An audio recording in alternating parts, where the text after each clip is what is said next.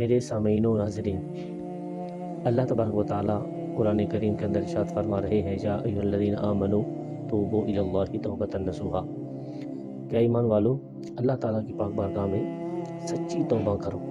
توبۃ نصوحا جسے کہتے ہیں، یعنی جیسا گناہ انسان کرے تو اس گناہ کے حساب سے اس انسان کو توبہ کرنی چاہیے۔ اگر گناہ چھوٹا ہو تو چھوٹی توبہ، اگر گناہ بڑا ہو تو بڑی توبہ۔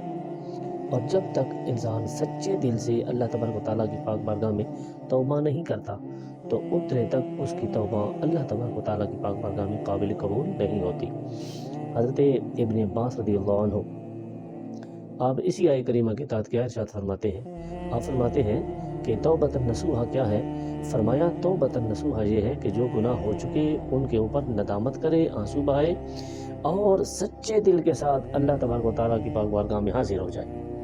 جب وہ اللہ تبارک و تعالیٰ کی پاک بارگاہ میں سچے دل کے ساتھ حاضر ہوگا، سچے دل سے توبہ کرے گا اور عزم مصمم کرے گا کہ آج کے بعد میں گناہ کی طرف لوٹ کر واپس نہیں جاؤں گا، تو حضرت ابن عباس رضی اللہ عنہ فرماتے ہیں کہ اس کو کہتے ہیں توبۃ نصوحا۔ حضور اکرم نبی کریم رؤوف رحیم صلی اللہ علیہ وآلہ وسلم آپ خود کیا ارشاد فرماتے ہیں؟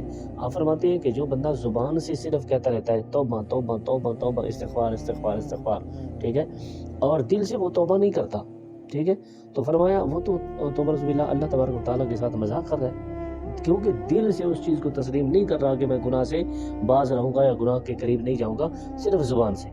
اور حضرت رابعہ بصریہ رضی اللہ عنہا آپ کیا فرماتی ہیں؟ آپ فرماتی ہیں، آپ بھی اسی طرح فرماتی ہیں کہ جب تک بندہ دل سے توبہ نہیں کرے گا اتنے تک اس کی توبہ جو ہے وہ قابل قبول نہیں ہوگی۔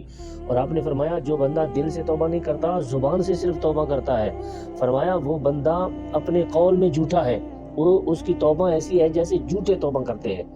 تو توبۃ نصوحا کب ہوگی؟ توبۃ نصوحا یہ ہوگی کہ عزم مصمم انسان کرے اور دل سے وہ تسلیم کرے کہ یا رب العالمین میں نے گناہ کیا ہے، میرے گناہوں کو معاف فرما اور آج کے بعد میں گناہ کے قریب نہیں جاؤں گا۔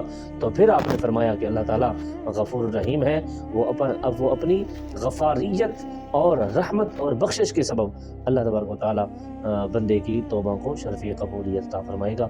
تو میری دلی دعا ہے اللہ تعالیٰ مجھ سمیت آپ سب کو بھی جو گناہ انسان کے ہو گئے، اللہ تعالیٰ ہمیں اپنے گناہوں کے اوپر ندامت کے آنسو بہانے، شرمندگی کے آنسو بہانے کرنے کی توفیق نصیب فرمائے، اور اللہ تبارک و تعالیٰ ہمیں توبۃ نصوحا کرنے کی توفیق نصیب فرمائے۔